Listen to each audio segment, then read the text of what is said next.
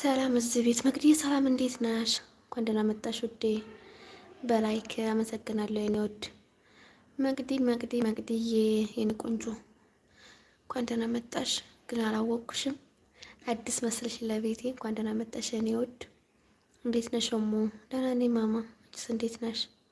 ብዙ መቅደሶቹን አውቃለሁኝ። ያው ጠፍቼ ስለከረምኩ መሰለኝ እንግዲህ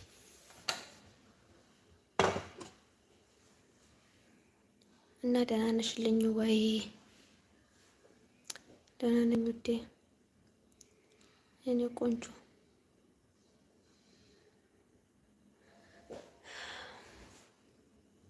እና እኔ ሸበከም አልነበረኝም ከዩቱብ በጣም ጠፍቼ ነው የከረምኩት። ገና መምጣቴ ነው። ዩቱብ በጣም ናፍቆኝ ነበር። በዩቱብ ምክንያት ያውቋቸው ልጆችም እንደዚሁ። አሁን ለቤትሽ አዲስ ነኝ፣ ልደምርሽ ሄድኩ ቤትሽ የኔ ቆንጆሽ። ደምረኝና የሆነ ቪዲዮ ላይ ኮሜንት አስቀምጭ